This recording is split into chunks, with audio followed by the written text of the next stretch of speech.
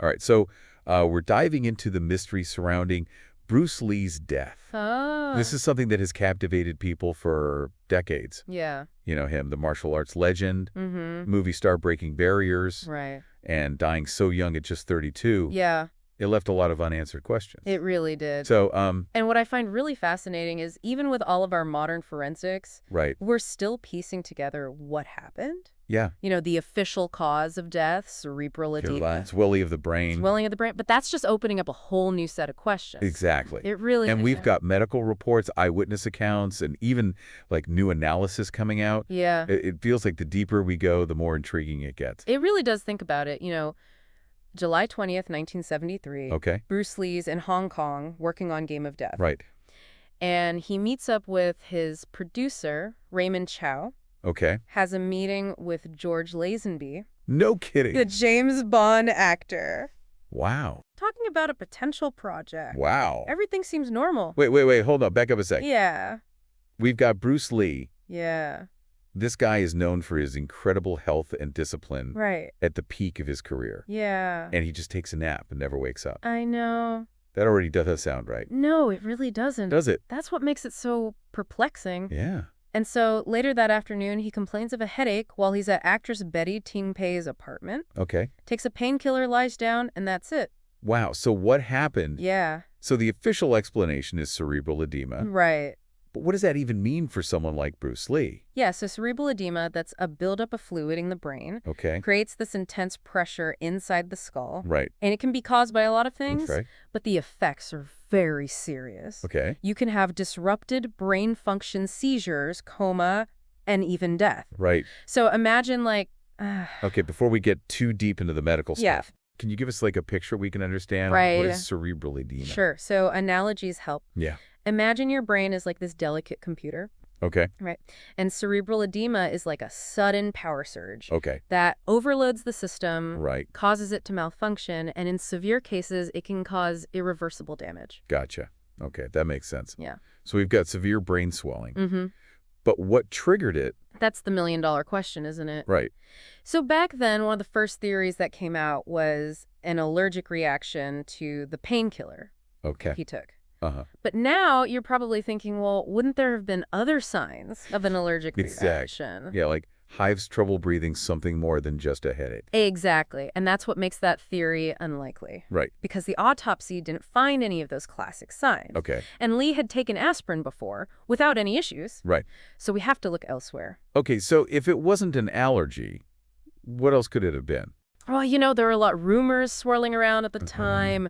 Poisoning, a hit put out by the triads. Uh-huh. Even an ancient curse on the Lee family. Yeah, you know, you hear about that curse theory, especially with his son Brandon I know. dying tragically on a film set years later. Yeah.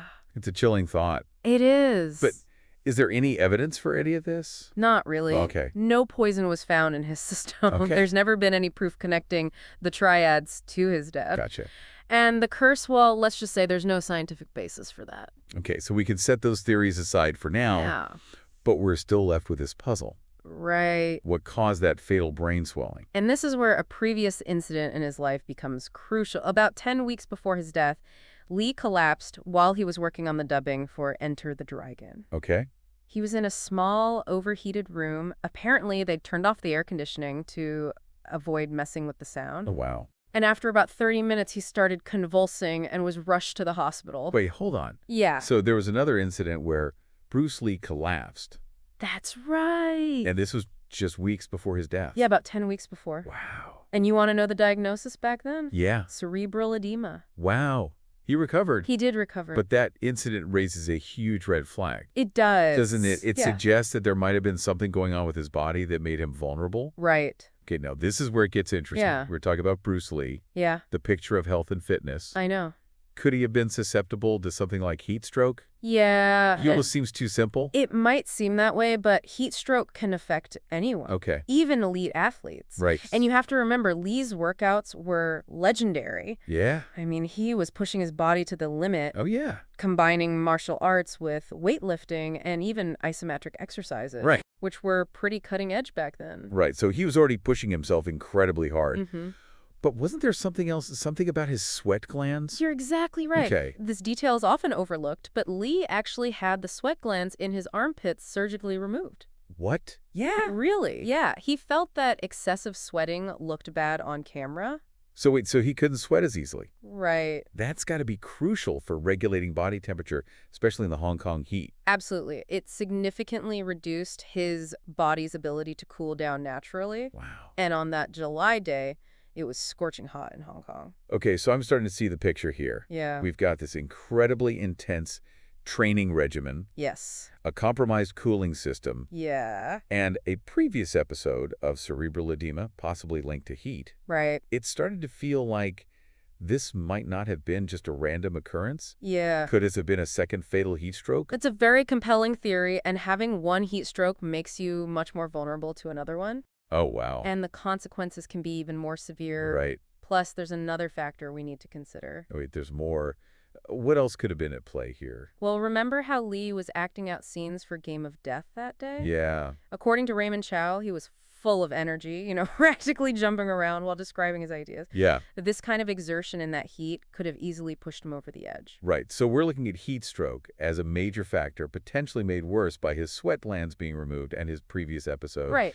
But if he was so in tune with his body, wouldn't Bruce Lee have recognized the signs and, tried to cool down? That's a good question, but heat stroke can be tricky. Okay. The early symptoms like headache, dizziness, those are really easy to miss. Right. Or mistake for something else. Okay. And remember, Lee was known for pushing through discomfort. Right? Maybe he just thought it was fatigue from, a busy day. Yeah, and the painkiller, wouldn't that have masked some of those symptoms too? Oh, for sure. It makes you wonder if that contributed to him not realizing how serious it was. That's certainly possible. Painkillers can mask pain and fever, Right. which are key indicators of heat stroke. Right. So it's plausible that that painkiller played a role in delaying any action and making the situation worse. This is where it gets almost tragic, right? Yeah, A series of unfortunate events, it's true. each seemingly small on its own, potentially leading to this devastating outcome. Yeah. But even with this heat stroke theory gaining traction, there are other theories out there. Right, we can't ignore those. And one that's emerged relatively recently is the idea of water intoxication. Okay. You might be thinking, wait, too much water can be dangerous. I'll admit that one's new to me. How could drinking too much water be a problem, especially for someone as disciplined as Bruce Lee? So when you drink excessive amounts of water, Okay. especially in a short period, it can disrupt your electrolyte balance, Okay. specifically sodium levels. Gotcha. And this can cause cells to swell, including in the brain, Uh-huh. leading to, you guessed it, cerebral edema. So we're back to cerebral edema, but from a completely different angle. Right. It's fascinating how this one condition can have so many different potential causes. Yeah. But why would Bruce Lee, of all people, be at risk for water intoxication? Well, think about his intense training regimen. Athletes, especially those pushing their limits, are more susceptible to water intoxication. Okay. Because they're constantly sweating and trying to rehydrate. Right. It's possible that Lee was diligently hydrating, maybe even overhydrating in that intense Hong Kong heat, and that contributed to the situation. It makes you wonder if there was like a perfect storm brewing here, right? Yeah. The heat, the exertion, the potential for dehydration and overhydration. Right. The painkiller masking symptoms. It's a very complex picture. Yeah. And that's what makes this so difficult to unravel definitively. We have pieces of the puzzle, Uh-huh. but putting them all together with absolute certainty Right. is a challenge. It's almost like Bruce Lee's death mirrors his life in a way, pushing boundaries, defying easy categorization. That's an interesting point. Lee was all about pushing limits, Right. both physical and mental, and his death, in a way, continues to do the same. Right. It defies easy answers. Right. It leaves us with these lingering questions. It's like his life was this incredible, intense burst of energy, and even the ending is shrouded in this aura of mystery and intensity. It's true. But even without a definitive answer, wouldn't you agree that, exploring these different theories, understanding the complexities, Yeah. it gives us a deeper appreciation for who Bruce Lee was? Absolutely. He wasn't just a martial artist or an actor. He was a philosopher, Right. a thinker who challenged conventional wisdom. Right. And just like his philosophies, his death continues to spark debate and discussion. And that's part of what makes him so fascinating, the Yeah. fact that we're still talking about him. I know. Analyzing his life and death decades later speaks to his enduring impact. It's true. He's become this almost mythical figure. Yeah, and the mystery surrounding his death, right. rather than diminishing his legacy, almost adds to it. It's like the lack of a clear-cut answer that Yeah, allows us to project our own interpretations onto his story. right. And I think for a lot of people, that makes him even more intriguing. It allows his legacy to be fluid, adaptable, just like his philosophy of be water, my friend. Exactly. But beyond the theories and the mystery, I think it's important to remember that at the heart of this story is a real person. Oh, absolutely. Bruce Lee was a husband, a father, a friend. It's true. And understanding that human side is essential to fully grasping his legacy. I couldn't agree more. It's easy to get caught up in the legend, the iconography, Right. but there was a real person behind it all, someone who was deeply loved and respected by those who knew him personally. Yeah. We've explored the facts, the theories, the what-ifs, but ultimately, Bruce Lee's story is about the human experience, the triumphs, the struggles, the complexities that defy easy categorization. And that's what we're going to explore in the final part of our deep dive. Okay. We'll look beyond the legend and delve into the personal life of Bruce Lee, the man behind the icon. Sounds good. So stay with us as we uncover the human side of this extraordinary individual. Welcome back. So we've spent this deep dive exploring the theories and the mystery surrounding Bruce Lee's death. But now I want to shift gears a bit. Okay. We've talked about the icon, the legend. But what about Bruce Lee, the man? It's so crucial to remember that behind all the global fame, the incredible talent there was a real person. Right. Hopes, dreams, vulnerabilities, just like all of us. Exactly. And I think understanding that human side is essential to truly grasping his legacy. One of the things that really struck me when I was researching for this deep dive was the depth of his personal relationships. Yeah. He wasn't just charismatic on screen. He was genuinely loved and respected by those who knew him. Yeah, his wife Linda Lee Cadwell has talked about this, about his warmth, his sense of humor, how he balanced his intense drive with this almost childlike playfulness. Yeah. That's a side we don't often see. Right, and his relationship with his children, Brandon and Shannon, was clearly very important to him. Yeah. There are stories of him teaching them martial arts, playing games, instilling in them a sense of curiosity and a love for learning. It's a reminder that even with all the demands of his career, he made family a priority. Those personal connections grounded him. Yeah. It makes you realize that even someone as extraordinary as Bruce Lee had a life that extended far beyond the public image. Absolutely. And that human side's also apparent in his struggles. Yeah. He faced racism and discrimination in Hollywood, Right? was often typecast, underestimated. Yeah. He dealt with injuries, setbacks, the pressure of fame. And yet he persevered. He did. He pushed forward with his vision, refused to be defined by the limitations others tried to impose on him. Right. There's a resilience there, a determination that I think resonates with people, no matter who they are or where they come from. It's that spirit, that unwavering belief in himself and his goals that continues to inspire people even today.